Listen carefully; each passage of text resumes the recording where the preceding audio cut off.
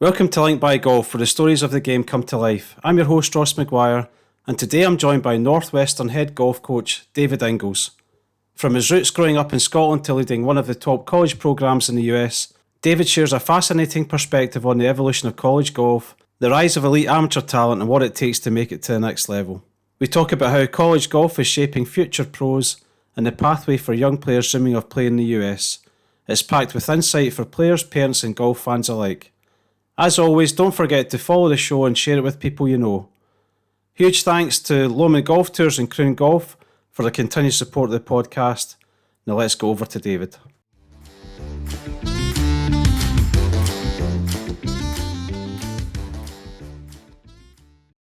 Welcome to this week's show, David Inglis. David, thanks for joining. Yeah, great to be here, Ross. Thanks for having me. No problem. So David, we'll jump straight in. What was your home course when you grew up, and what was it about that got you going into golf? So I grew up just outside Edinburgh. My home club is Glencourse Golf Club near Pennycook, and I lived in Roslyn, but that was the nearest club. And I think my dad's love of the game kind of fell on me when I was maybe 6 or 7. I started going up and just kind of batting it around with him.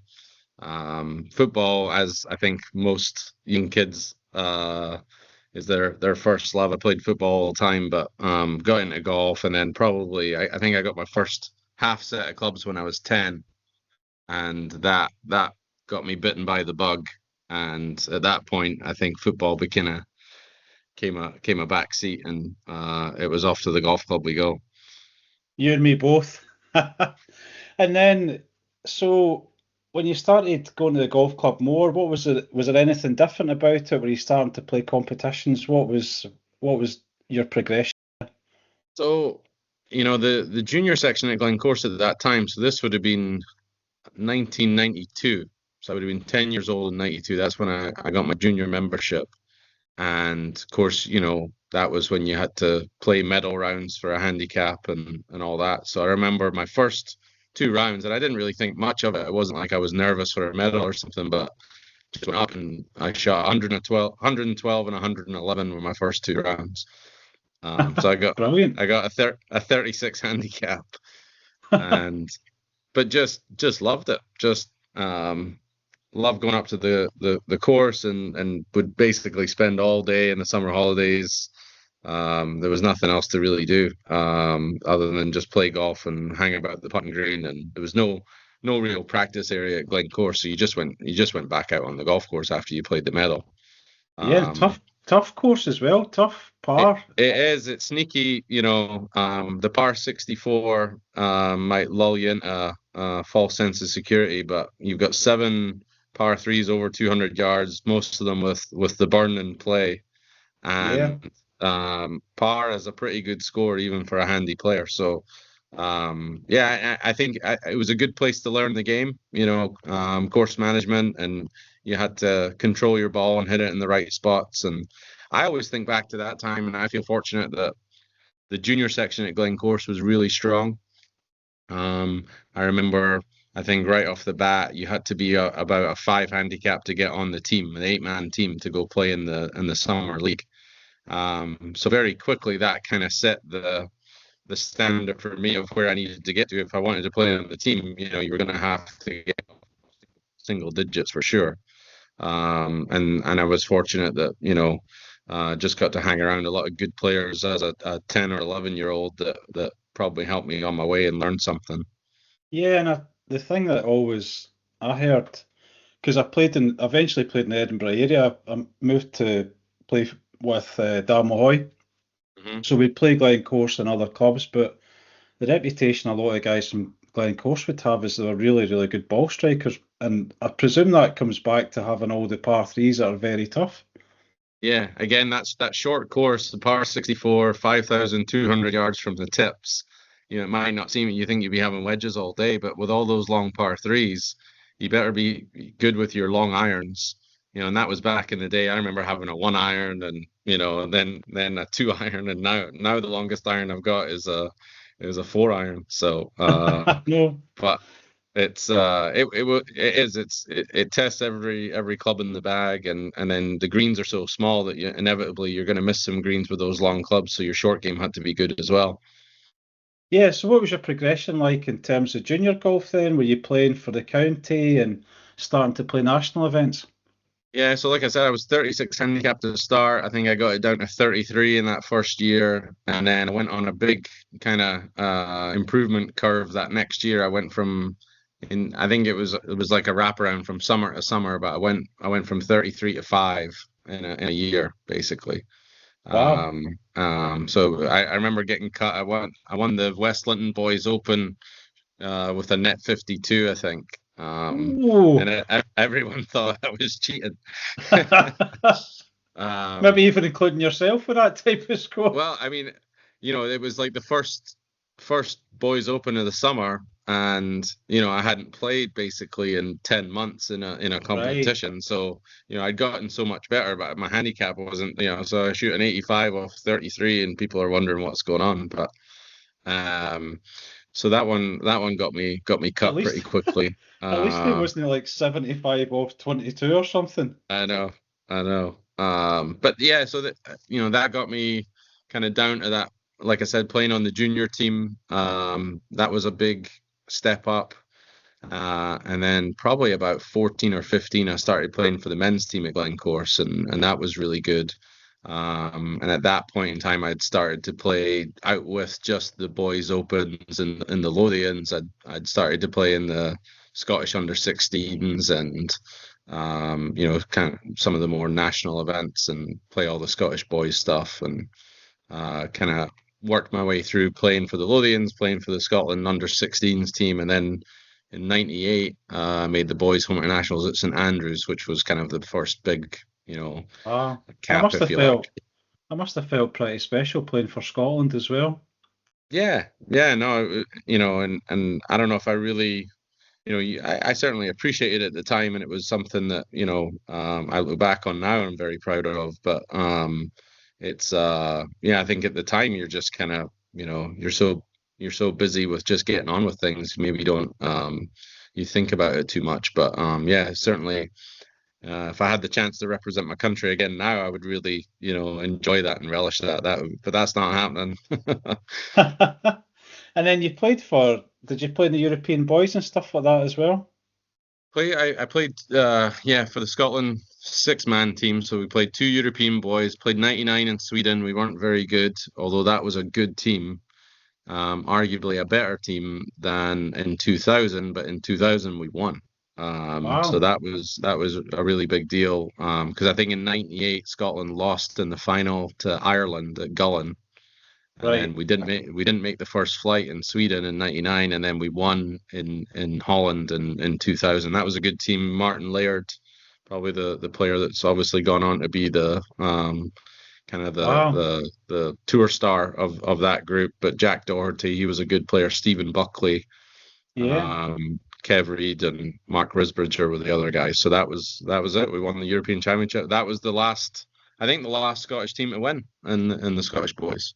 Is that right? I So didn't know that. There you go. long time ago. Yeah, I mean, I think there's been a fair bit of success in the Scotland men's team in the Europeans, but not in the boys and all, and since then. And it's interesting as well, like even Martin Laird, I'm sure I've read stuff about sort of quoting him where he'd said he wasn't much a player till he won like the Scottish Youth. So sounds like he was pretty decent when he He was was a a good player, and junior. he was always a very good ball striker. But yeah, Barry Hume was probably the best player of my age. When Mark Warren was a year older, he obviously was very good and kind of made it in professional golf very quickly. Yeah. I mean, you're from a Uh, very, very talented, and obviously there's lots of talent in Scotland most years, but I think the years for you and around you, even a year or two older and yeah, a couple of years younger, it's a phenomenal set of golfers. yeah, it was, and it was at a time when I think there was a fair bit of money flowing into Scottish golf, and that was they just built the National Training Centre at Drummoyne, and they had done, the lottery was starting to fund players and giving them help with expenses. So I do think it was a purple patch, if you will, of amateur golf, and kind of it showed what, resources in the right place could do for young players. Yeah, and that took your development into I guess, the men's game as well. So what was that transition like from being a very, very elite junior player and then moving into I guess, the older ranks? I know that you're doing it at the same ages, but what was that like for you? Yeah, I mean, I think I was fortunate at Glencore playing with starting to play on the men's team and playing in the local men's events was a great experience. Older, more experienced players that were just very golf savvy and kind of knew what they were doing. It was a pretty good education, if you like. And then obviously the big transition for me was coming over to play college golf in the States. And I think just um, that transition, and then the totally different kind of world and style of golf, and then feeling like I could succeed there, and I had played quite well. That really gave me a lot of confidence to even coming home in the summers and feeling like my game was good enough to go play well at a high level. And what But was in the it? end, No, go on, sorry.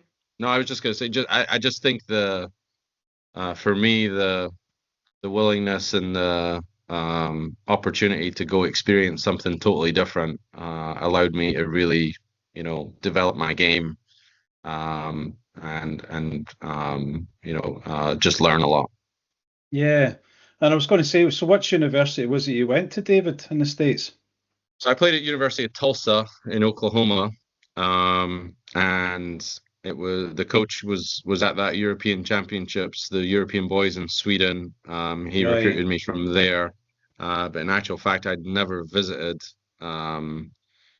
school, but before I went there when I was 18. So I just kind of showed up, And not, sight you'd never, unseen. had you been to the States before or anything? I'd, I'd been to the States, so it's been one of the things that I'm very thankful that my mom and dad allowed me and kind of made it possible that I could come to the States. And for my last 4 years of boys golf, I was able to come over here and play one tournament a year. Oh, wow. So I played twice in Virginia. I played once at Torrey Pines in the Junior World Tournament, missed the cut, and then I played a Leadbetter tournament down in Florida. Wow. And again, I think that just I was pretty hell bent on coming to the States, even from maybe 14 or Right. 15 years old. So I'd always wanted to come over and go to college. Um, and so being able to experience that was really helpful. And then yeah, I played well. The last one I played a tournament in Virginia, the Scott Robertson Memorial, and I finished third. I think Hunter Mahan won and Kevin Na was second, and I finished third. So Wow. but again, you don't get that experience unless you're you know fortunate enough to go experience something like that, so strange, so different. And I mean, I got my teeth kicked in the year before at Torrey Pines, and wasn't even competitive there. But then a year later, you kind of take what you did there and what you could improve on, and it worked out, and it led into a very nice transition into college golf coming to the States. I was fortunate that I won the British Boys the day before I left to go to college. So What? talk Wow. about kind of going out on a high and then showing up and feeling full of confidence. So it So where, probably made that transition a little bit easier. so where did you win the boys then? Where I was won the that? British Boys at Hillside Fantastic. in 2000. Yeah, that was literally the Saturday. Drove home that night. I remember getting a phone call at about 8 in the morning the next morning from Andrew White, who was the men's club captain at Glencore. He says, "You don't fancy playing in the team match today, do you? We've got a quarter final of the summer league. We're playing Kings now." Um, and I said, "Sure, I'll play." So so I went over there. I played Knowlesy, Scott Knowles, who you probably know, and ended up playing him in a match, and then was home packing by dinner time to leave for the US the next day. It's pretty funny. Wow. That's incredible. And I could be wrong, but you'd have been the second Scottish winner of the British Boys in 3 years. Because I'm That's pretty right. sure I watched Stephen O'Hara win it round Ladybank, which I recently Did. got to play for the first time. Yeah, he won in '98. And then I'm trying to think. It was a couple years after me. Maybe was it Jordan Finley? He might have. He might have Yeah, won it twice, or you got to the final twice, maybe. But yeah. yeah. So but yeah, that was that. And like I said, that was a good way to send off from junior golf, and it gave me kind of some confidence coming over to the States that was well timed, I think. And you mentioned that you'd had a couple of trips, but what was the transition really like? Going from Scotland and I'll just say our microclimate of Scotland over Yeah. to Tulsa. What was it like for you? So Tulsa is very, very hot. I showed up there and, I don't think I owned a pair of golf shorts. And it's, 100 degrees Fahrenheit, so nearly 40, right? Yep. And my coach is looking at me. I'm showing up in sweatpants and a basically a warm, fleecy jumper. Sweatpants and a hoodie. Yeah, basically. And he said, "You're not going to be needing those for a while." Um, And so it was a bit of a shock, but again, I was so hell bent on making it work and going to the States and just kind of embracing it. I was just kind of going with the flow. I was along for the big adventure. So it didn't really phase me, and just saw it as part of the challenge and part of growing up and getting that experience. You're gonna, if you want to be a great player, you're gonna have to figure out how to play well in hot weather. You know, Yeah, um, absolutely. so you're gonna play in more hot weather than you are cold as a professional golfer. That's for sure. Yeah, especially going around in America as well. I mean, Europe, I know that Europe goes around effectively around the world. I mean, they're all over the place, right? But certainly America, you tend to see them in very, very hot places, especially in the summer.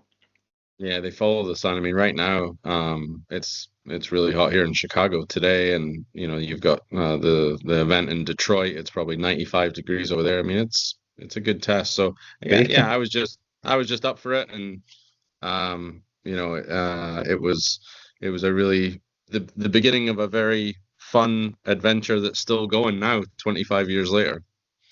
Yeah, and I mean, your performances, David, I'd love you to talk about that. You transitioned in terms of life, I guess, pretty quickly. So, what were your performances like when you were at college? So I had a good college amateur career. So kind of the big accolade that you can earn in the US is to be an All-American. They Yeah, kind of name what does that mean? so so basically you've got the top 10 players in the country would be considered a first team All-American. The next team Right. are the second team All-American. Then you have Ah. 21 to 30 as the third team All-American. Then you have honorable mention. And they And is do that those awards every year. based on your results in the tournaments that Based you play? Yeah, based on your college results only. So it doesn't count amateur golf. It's just the college season. And it's voted on Right. by coaches, and there's committees that they take it very seriously.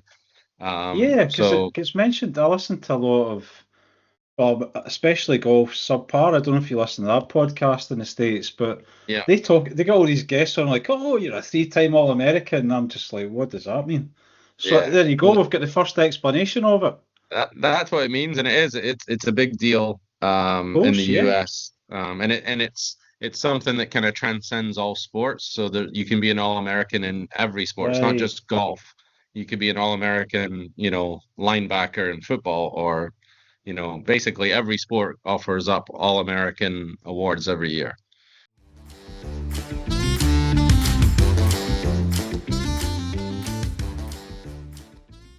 I'd like to take the opportunity to thank Lomond Golf Tours for their support. Let's hear from them now. At Lomond Golf Tours Scotland, we understand that choosing the perfect golf trip can bring its challenges. With more than 500 golf courses in Scotland and another 2,000 around the UK and Ireland, many of our guests don't know where to start. But for Lomond Golf Tours, it's not just about the golf, it's about providing an experience that will exceed expectations, that will turn dreams into realities, and that will create memories that last a lifetime. Lomond Golf Tours have helped thousands of guests build bespoke golf trips to create a magical experience. Travel in style, whether executive chauffeur travel, whether it's golf on a major championship venue or one of our hidden gems, 5-star accommodation or a boutique bed and breakfast, or is it whiskey tasting on a private boat? Lomond Golf Tours are here to help build the tour of a lifetime. Whether you're celebrating a special occasion or ticking it off your bucket list, embark on a trip that you'll remember forever. To learn more about our offerings for 2025 and beyond, visit www.lomondgolftours.com. Now let's get back to the pod.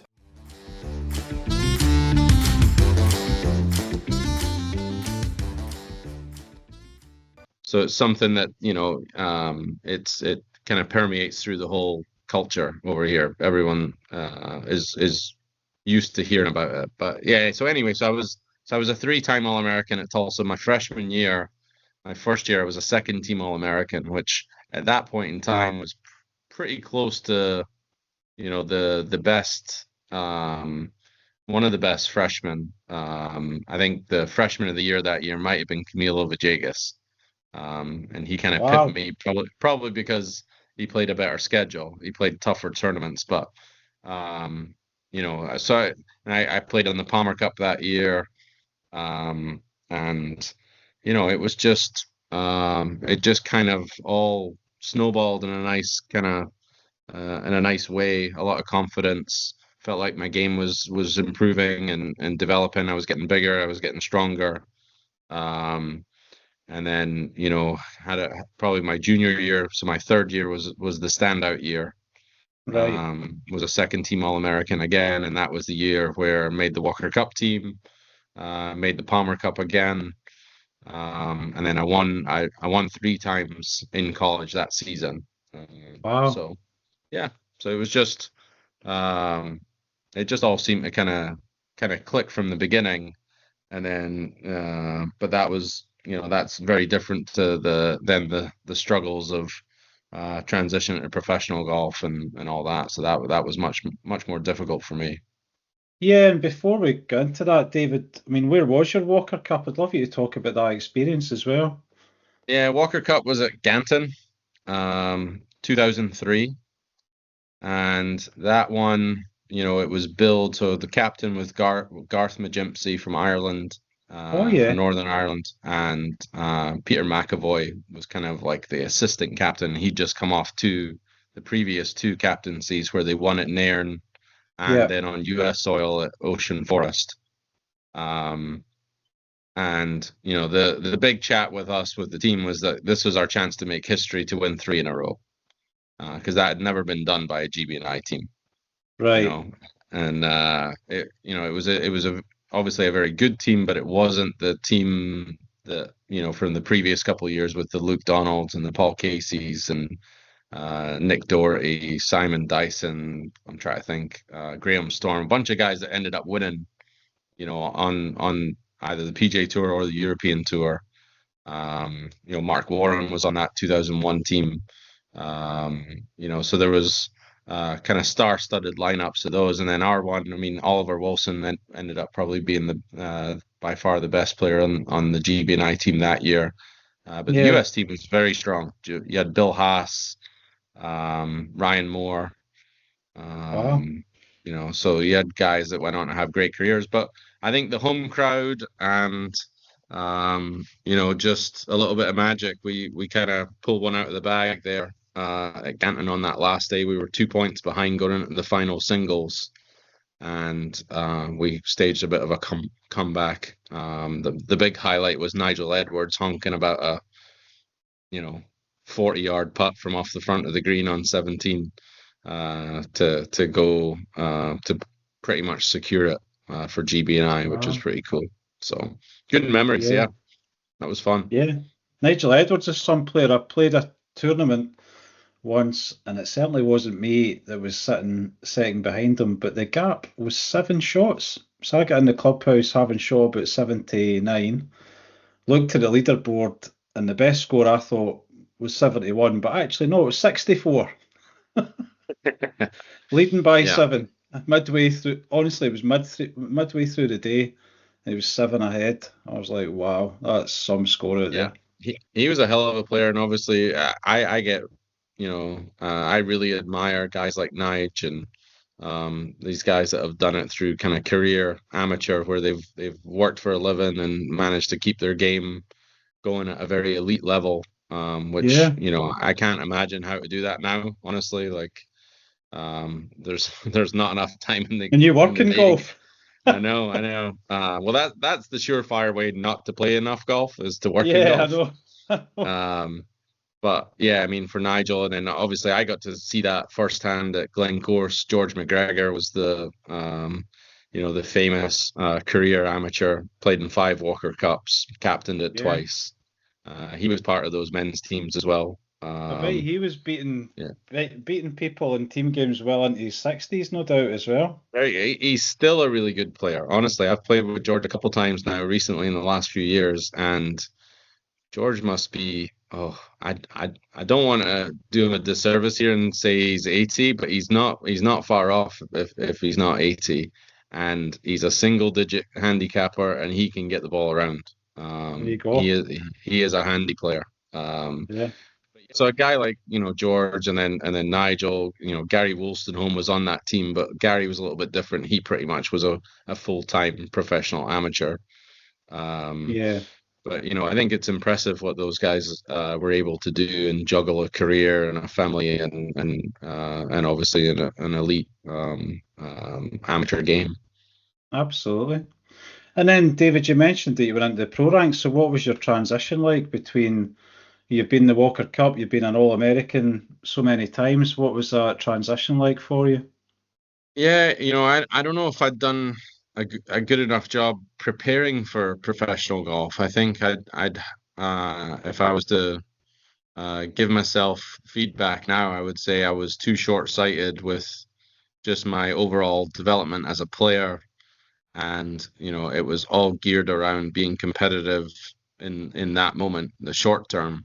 And I think I neglected some of the things that long term are, I've come to find out are pretty non-negotiable when it comes to playing at the highest level in professional golf. There's a skill requirement in professional golf that if you don't have a certain benchmark in some skills, it's just really hard to play. And especially in the modern game, you could add speed to that as a kind of modern day fundamental. That if you don't have a certain X ball speed or swing speed, it's really hard. You're kind of starting from a huge disadvantage. So I would say, looking back, I wish I'd prioritized my development as a player, long-term development, and in particular my skills.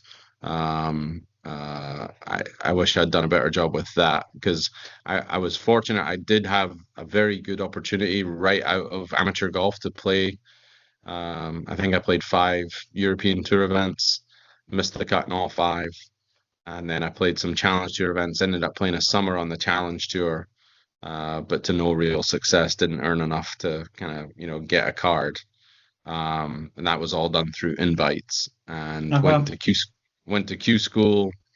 I want to say I don't know if I went 3 or 4 times. It's kind of hard to remember now, but we'll say 4 years. I think I did 4 years of Q school, and just basically my game kind of really went downhill, and got to the point where I was just out of money. I was out of real opportunity, and just had to figure out what I was going to do next.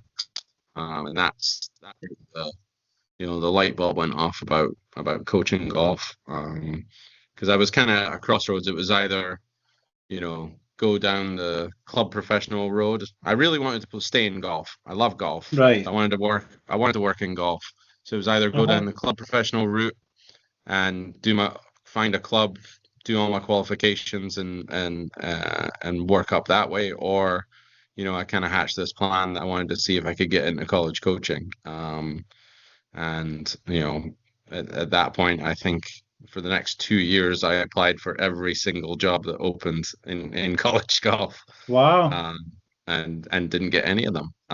So it was just one of those things where, but every step of the way, it kind of, made the path a little bit more focused, a little bit clearer. You meet somebody else who can help. And And ultimately, did you keep playing through that time as well? I played mini tours in Florida. I was Just living on in and off, Florida at the time. Yeah, right? so I was playing a little bit, but honestly, not much. And I ended up working at a country club in West Palm Beach, Bear Lakes Country Club. Nice. So just ended up working there and just kind of working on the golf staff, doing whatever needed to be done. Um, but really had decided at that point that I wanted to do whatever I could to try and forge a career in college golf and coaching college golf. Yeah, and I think just circling back, David, one of the parts that I find really interesting is the gap, and I'm not saying this to think I'm amazing and know it all, but I think there's a real gap for all of us as golf fans who are not professionals in the understanding of the different levels between players. And when you talked here about skills, like I bet you back then no one would know the difference between you and anybody else in the European Tour when you stood on the range or you're hitting chips and putts. But then something gets different when some of these guys get on the golf course, and there's some phenomenal players that just grind it out. Like they could be playing absolutely shocking and they'll shoot level par. And when I say Yeah. shocking, they've hit like 8 greens, and on a tour course, that is so bad. It's so hard to score level par when you do that, but they just do it. And they do it every week. They'll do it for a whole tournament. They'll do it 10 tournaments in a row, and then suddenly they go, boom, playing great, and they're up top 10, winning. It's incredible how tight and the difference between these players is. It's just phenomenal to me. Yeah, the margins at any level are razor thin, and obviously you think about if you just kind of crunch the numbers in golf compared to, say, even take football. I mean, how many people make a living playing professional football? Just Yeah, thousands upon thousands, and you've got basically 100. Well, it's going to be less than 100 guys with a PGA Tour card now, and same on the European Tour. And if you're not playing on one of those, if we're not really counting live, you could maybe say safely a couple hundred guys that make a good living playing professional golf on merit. And yeah, if you're playing on the Challenge Tour, you're not making much money. If you're playing on the Corn Ferry, you're making a little bit more, but you're still not making much money. And then there's a few guys on the Asian Tour that make a decent amount, but honestly, not many. So, somewhere between 200 and 250 guys worldwide are actually making enough money to support their family and playing professional golf. yeah. I mean, Because the odds are astronomically small. I listened to the Life on Tour podcast, the European Tour do. Yeah, They literally, and I think this has happened twice now. They had James Morrison on, and I think yeah, the one before, it wasn't the exact one before, but last year they had Paul Waring on, and he won that week. So they had James Morrison on this week, and he's won this week on the Challenge one, Tour. yeah, But he was saying that an average week on the European Tour for him, depending where he's going and how much the flights are, is 3.5 to 4K yeah, just to start, and then yeah, and that was before he's paying. And he reeled it off. He's like paying my coach, paying my fitness trainer, paying this, paying that, paying withholding tax, paying tax. And he basically said to make profit, you need €300,000 a year to start yeah, being in profit. yeah, 100%. And that's what, everybody sees Rory, and certainly when I was kind of turning pro, Tiger was obviously the man, and you just see the lifestyle that they have, and you think, wow, I want some of that. But the reality of it is, it's stark, and until you get to be a top 100 player in the world, it's really a very tough existence, professionally, and you're if you don't play well, you don't get paid. It's not like you're sitting on the bench for your football team and you're not getting a game, but you're still cashing a check. Yeah. It is cutthroat, and if you're not playing well, and then just all the emotional turmoil that comes with that, that's why I have so much admiration and respect for these guys that do it and are able to, I mean, look at James Morrison this week and getting that win on the Challenge Tour. I mean, that's just incredible stuff. And I think there's that kind of video I saw surface on social media of him getting interviewed at the European Tour, like the Big Brother tent that they do, Yeah, he or whatever was it was. And at the lowest of his low, tell wasn't me he? about your round, and he's just ready to chuck it. He's asking the camera for a Like, job. at that Uh, moment, I'm just I ready know. to say, see you later. Yeah. So, I think, yeah, just it is hard to fathom sometimes that, and just how small you know, the the margins are from someone that, can get a break and then capitalize on it, and then their career takes off, or it goes the other way. And guys that you thought were a sure thing, and it doesn't quite go their way initially, and then you fall down in the shuffle, and then it's just hard to claw your way back. And that Yeah. was certainly me. But that's okay. I feel like I've figured out what I love to do. Um, so I think it's all worked out quite nicely. And in the end, I wasn't good enough to play professional golf. Is the reality. Which is an incredible statement, David, given what you've done in the amateur game and how good a player you are. I mean, it's just crazy. But I suppose there's those levels that we talked about, and as you say, it can be breaks, it can be anything that makes a difference. But the great thing is you've got that experience behind you, and now you're working with players at your own college that you're working at. I'd love you to fill us in about the college where you are and some of the history of it that people might not be Yeah, aware of as well. yeah, we've got strong, GB&I ties, I would say. So I work at Northwestern University, which is in Evanston, Illinois, which is right next to Chicago. Basically, you say Chicago.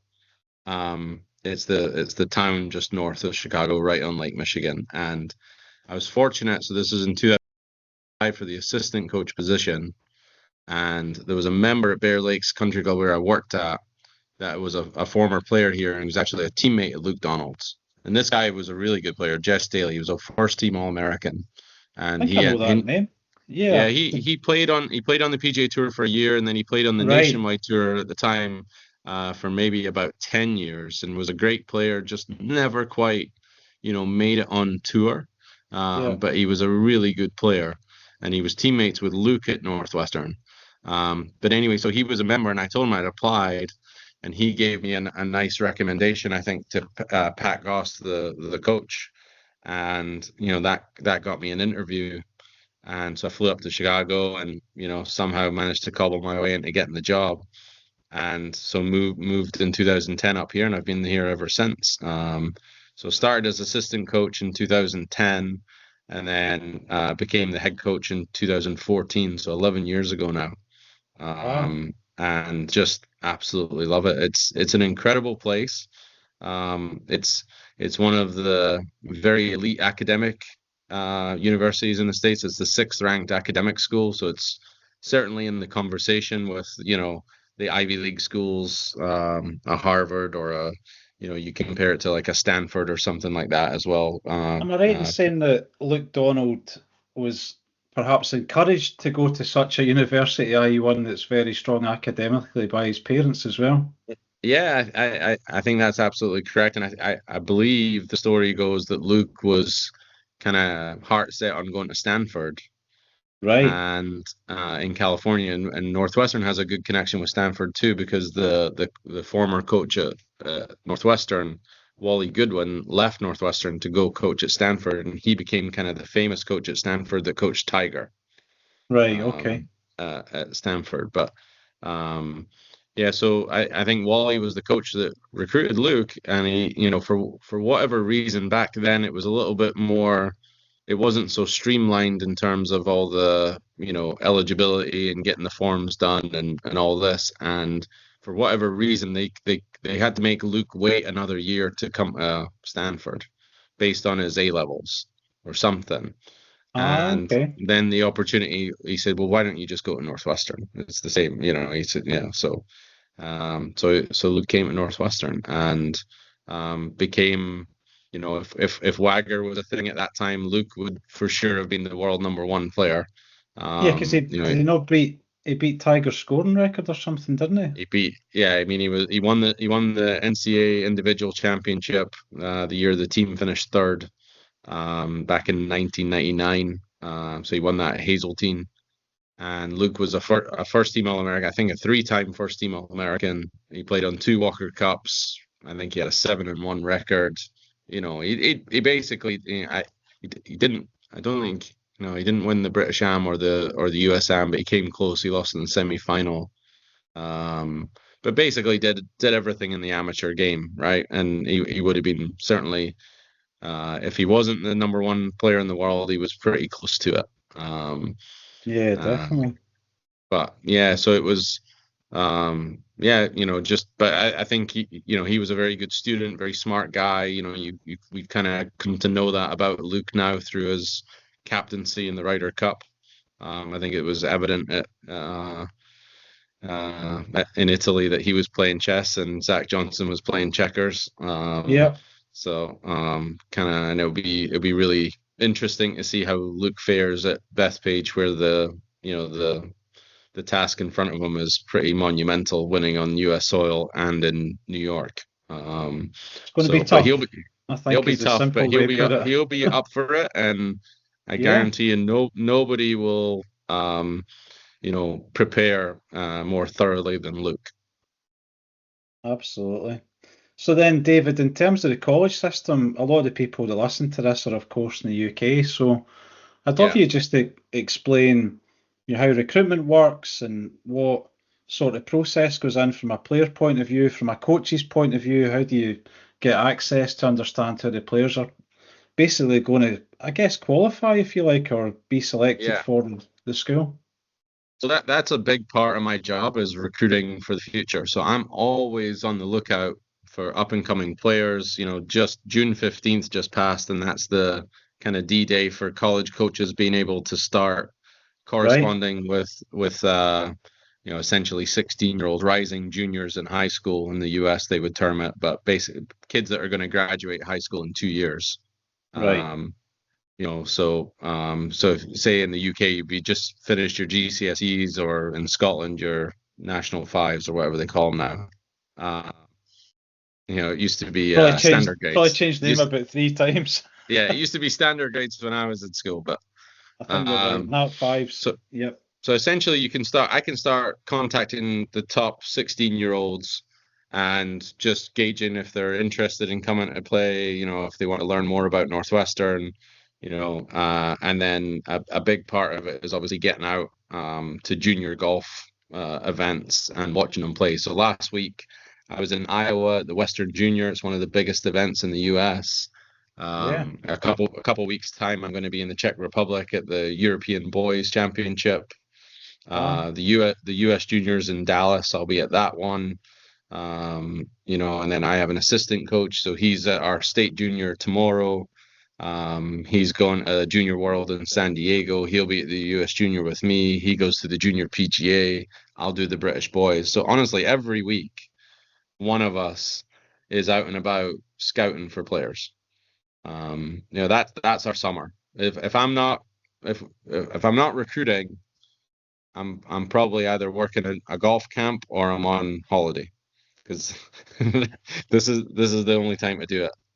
And without giving the magic secrets away, David, what sort of things are you looking for in the players? Of course, look, the scores that they put down in the card are a great judge. That's usually the best indicator. It's usually a good sign, right? But what other things are you looking for in the players? Well, I think I've been here 15 years now, so I feel like I've got a good understanding of what does well here, what succeeds, some of the things that probably fit a Northwestern versus somewhere else. And certainly you're trying to find guys that really will fit within your program and, kind of share the values of the way you like to do things. And, obviously a big one for us right off the bat is the school component of it. You have to be really committed to your academics. You have to be really willing to push yourself. It's not a place. This isn't a school you come to and take online classes and just kind of pay. Those exist, and that's okay. I mean, I'm not going to begrudge anybody for what they want to do, and if they want that experience, then there's places out here that you can do that. But that's not Northwestern. So we're looking for kids that are really motivated in school, but then also, we feel like it's the best of both worlds. So you've got a chance to really play golf at the highest level. We play a great schedule, and I think we're all about helping our players improve. I would say that's what we hang our hat on as our reputation. We really feel strongly that it's our job to help our players develop and improve with the goal of A, winning championships at Northwestern while you're here, but B, developing your game to go prepare to play at the next level in professional golf. Yeah, and is there sort of tests that you would run with them to try and understand their levels?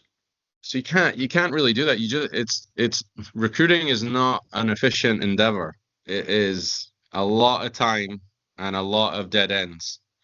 And there's really no substitute for getting on the phone and talking to someone, or them coming on a visit in person and spending a day with them, getting out and watching them play and compete, and how they handle themselves.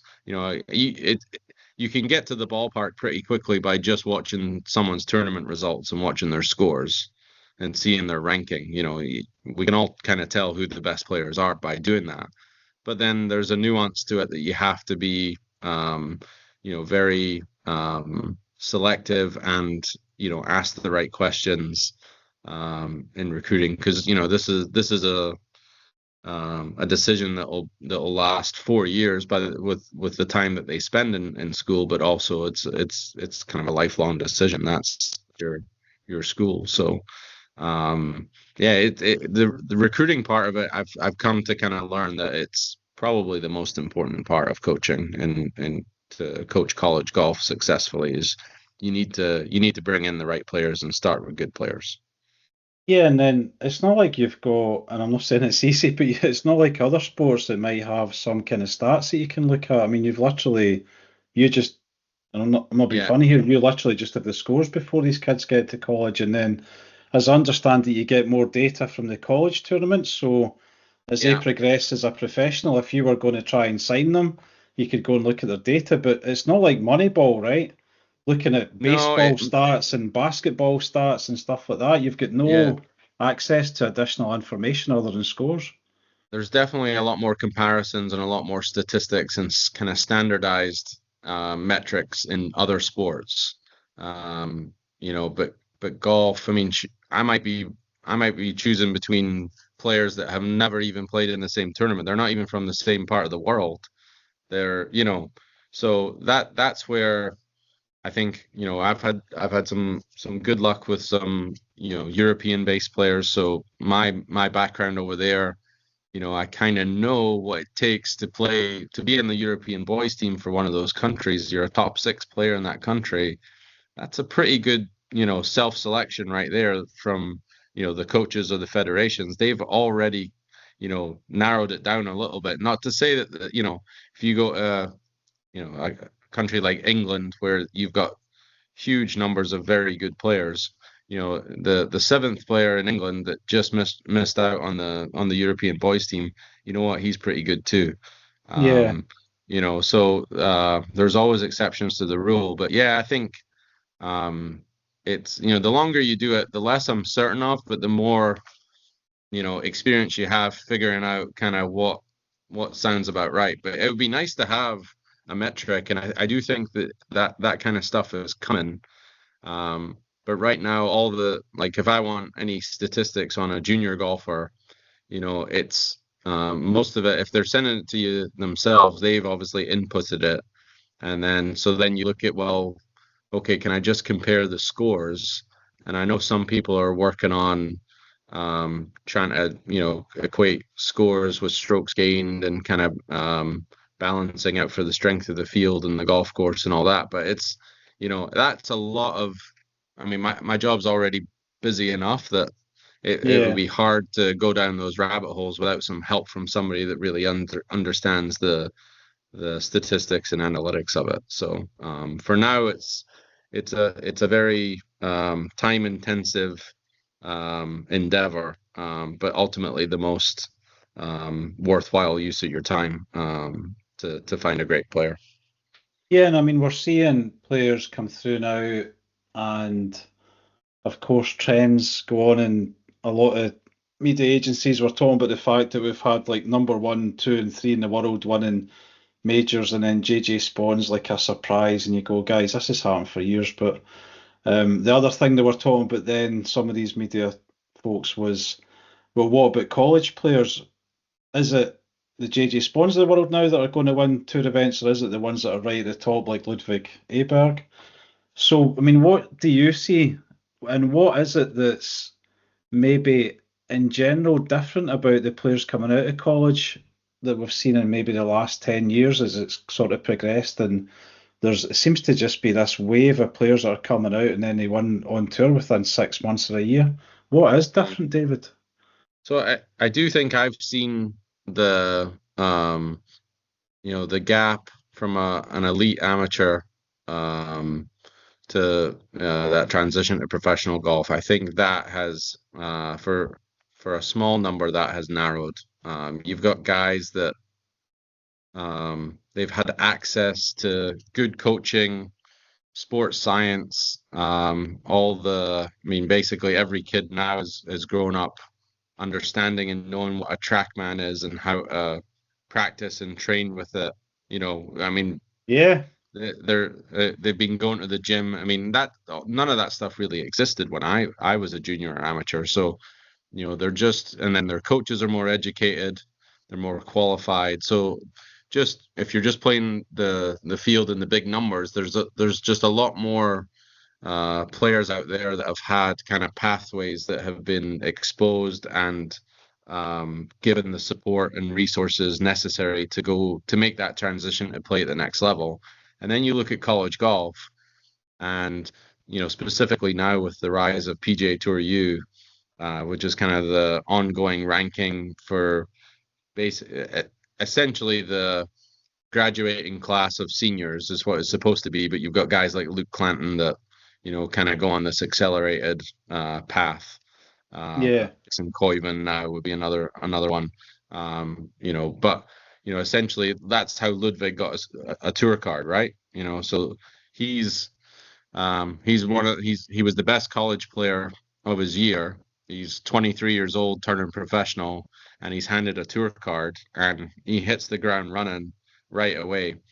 It was actually, so he was kind of being recruited towards the Ryder Cup when he was in college.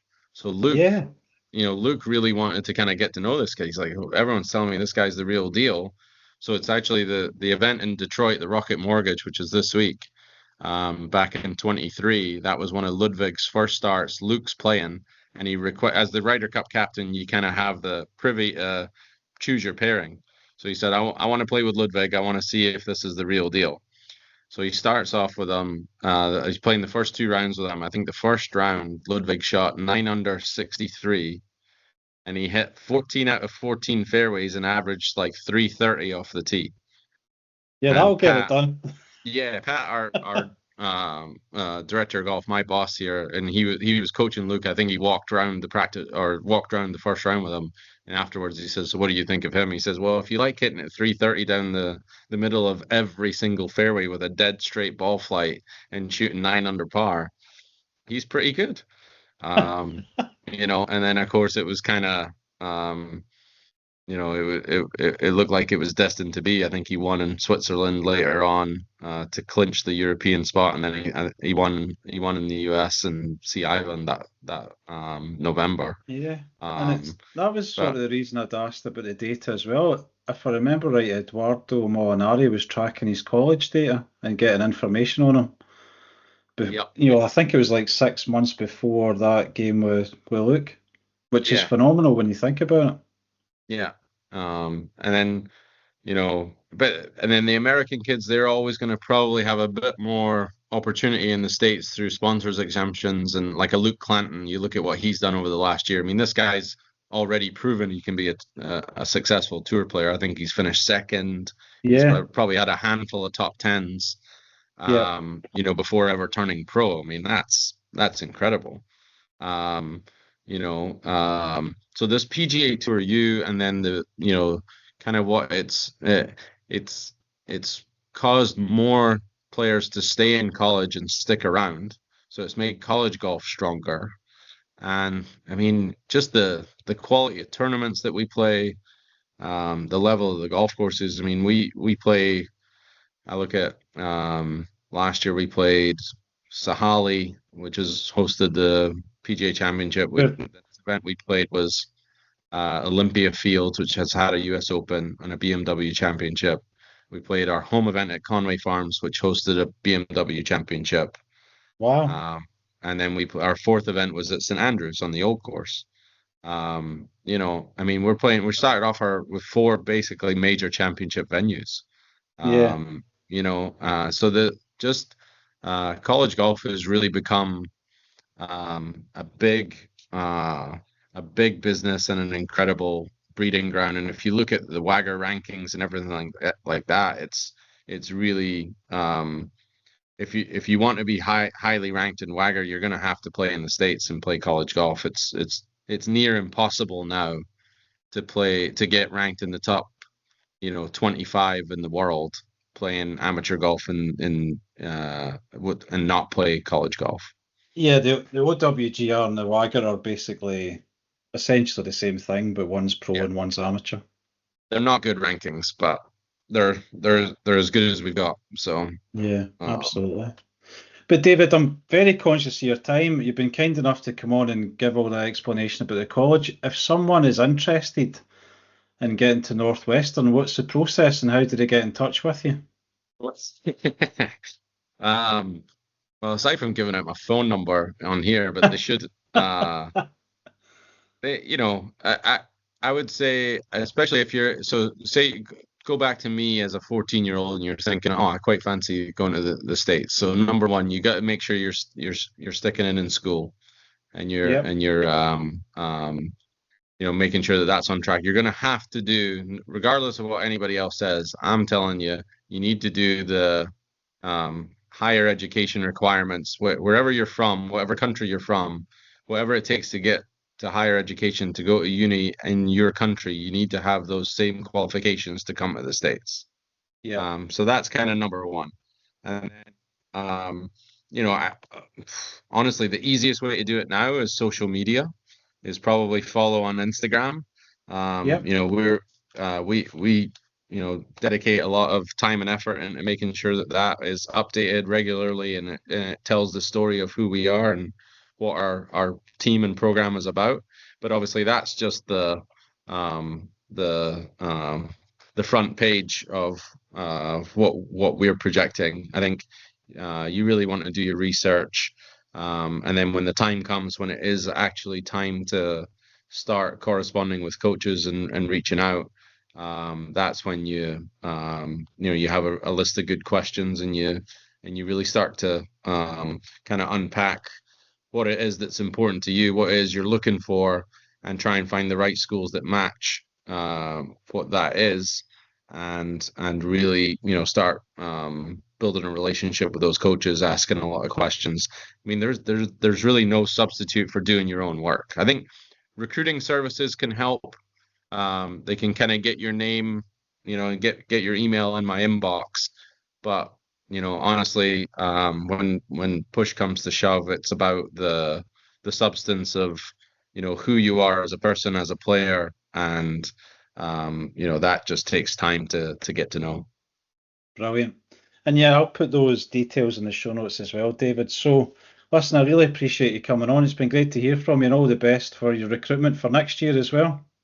Yeah, perfect. Thanks. I really enjoyed it, and just great to hear all these stories about Scottish golf. I miss it a lot now. I know I'm not coming back to live there anytime soon, so it's nice to keep in touch with what's going on in Scottish golf. Yeah, absolutely. Thanks a lot, David. All right. Cheers. Thanks, Ross.